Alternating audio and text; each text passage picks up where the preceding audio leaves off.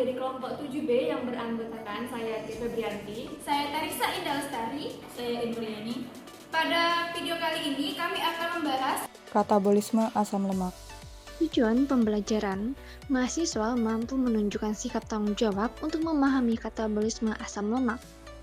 Untuk materi singkat, oksidasi asam lemak rantai panjang menjadi asetil-CoA adalah jalur penghasil energi sentral di banyak organisme dan jaringan. Elektron yang dikeluarkan dari asam lemak selama oksidasi melewati rantai pernafasan mendorong sintesis ATP. Asetil-CoA yang dihasilkan dari asam lemak dapat teroksidasi sempurna menjadi CO2 dalam siklus asam sitrat yang dapat menghasilkan konversi energi yang lebih lanjut. Meskipun peran biologis oksida asam lemak berbeda dari organisme ke organisme, mekanisme pada dasarnya sama. Prosesnya ada 4 langkah berulang, yaitu disebut beta oksidasi, di mana asam lemak diubah menjadi asetil-CoA. Sampel yang digunakan yaitu pertama kuning telur, minyak sayur, dan juga kacang hijau. Untuk prosedur proyek, 1. Mencari sumber materi mengenai katabolisme asam lemak. 2. Mempelajari dan memahami pokok pembahasan mengenai katabolisme asam lemak. 3. Melakukan perekaman mengenai penjelasan materi katabolisme asam lemak. 4. Melakukan penelitian hasil rekaman mengenai materi yang telah direkam. Pembahasan singkat. Pengertian asam lemak. Katabolisme merupakan reaksi pemecahan atau penguraian senyawa kompleks, yakni organik, menjadi sederhana yaitu anorganik, yang menghasilkan energi. Untuk dapat digunakan oleh sel, energi yang dihasilkan harus diubah menjadi ATP atau adenosin trifosfat. ATP ini merupakan gugus adenin yang berikatan dengan 3 gugus fosfat. Asam-asam lemak merupakan suatu rantai hidrokarbon yang mengandung satu gugus metal pada salah satu ujungnya dan salah satu gugus asam atau karboksil. Asam lemak ini merupakan asam monokarboksilat rantai panjang. Berikut bahan makanan yang mengandung asam lemak. 1. Kuning telur. Kuning telur mengandung berbagai jenis asam lemak yang terdiri dari lemak jenuh, lemak tak jenuh tunggal, dan lemak tak jenuh ganda. Sebagian besar lemak telur terdapat pada kuning telur. Kuning telur mengandung lemak sebesar 35%. Yang kedua yaitu minyak goreng. Kandungan utama dari minyak goreng adalah asam lemak yang tersusun dari asam lemak jenuh seperti asam flamitat, asam stearat, dan asam lemak tak jenuh seperti asam oleat omega 9 dan asam linoleat yaitu omega 6. Yang ketiga yaitu kacang hijau. Kacang hijau kaya akan protein. Kandungan gizi kacang hijau per 100 gram untuk kandungan protein, kacang hijau berkisar 21,4 gram, lemak yaitu sebesar 1,64 gram, dan karbohidrat 63,55 gram.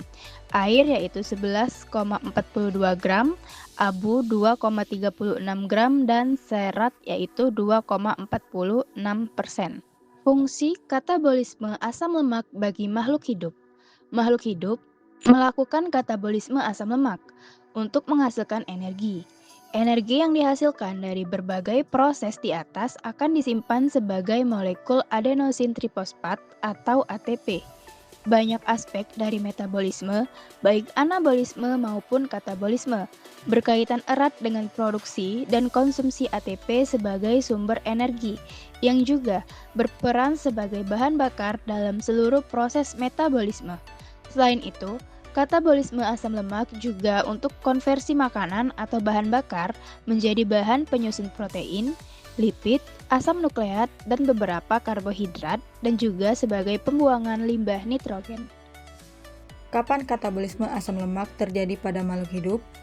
Katabolisme pada asam lemak terjadi pada saat asam lemak akan dicerna kemudian dipecahkan untuk menghasilkan energi atau disimpan di dalam tubuh sebagai cadangan energi. Proses metabolisme lemak terjadi di dalam usus dan dibantu oleh enzim lipase yang terkandung di dalam usus. Proses metabolisme sebagian besar terjadi dalam usus, namun juga dapat terjadi pada hati, sel-sel otot, dan sel-sel lemak untuk dipakai sebagai energi atau disimpan sebagai energi cadangan. Proses pencernaan asam lemak. Pencernaan adalah langkah pertama untuk metabolisme lipid. Dan langkah itu adalah proses memecah trigliserida menjadi unit monogliserida yang lebih kecil dengan bantuan enzim lipase. Lemak atau lipid yang didapatkan dari makanan terdiri dari dua, yaitu sebagai lemak yang telah diemulsikan atau emulsified fat dan sebagai lemak yang belum diemulsikan. Pencernaan lemak di mulut melalui pencernaan kimiawi oleh lipase lingual. Kemudian, pencernaan lemak atau lipid di lambung. Lemak yang belum diemulsi di lambung dengan bantuan empedu atau garam empedu diubah menjadi lemak yang telah diemulsi dan selanjutnya bersama-sama dengan lemak yang sudah diemulsi akan masuk ke dalam usus halus. Setelah diusus halus dengan bantuan enzim intestinal lipase dan pankreatik lipase, lemak akan dipecah menjadi struktur yang lebih sederhana sehingga lemak bisa melalui selaput membran traktus gastrointestinal, selanjutnya masuk ke sirkulasi darah dan kemudian dibawa ke jaringan tubuh. Kesimpulan: 1. Katabolisme asam lemak adalah proses pemecahan asam lemak menjadi energi yang disimpan dalam bentuk ATP. 2. Asam lemak terdapat dalam berbagai makanan seperti kuning telur, minyak goreng, dan kacang hijau yang mengandung lemak jenuh dan tak jenuh. 3. Fungsi katabolisme asam lemak adalah untuk menghasilkan energi, menyusun komponen tubuh, dan membuang limbah nitrogen. 4. Katabolisme asam lemak terjadi saat tubuh membutuhkan energi atau saat menyimpan lemak sebagai cadangan energi. 5. Pencernaan asam lemak dimulai di mulut, berlanjut di lambung, dengan bantuan empedu dan akhirnya dipecah lebih lanjut di usus halus untuk diserap ke darah. Sekian video dari kami, semoga bermanfaat. Kami akhiri. Wassalamualaikum warahmatullahi wabarakatuh.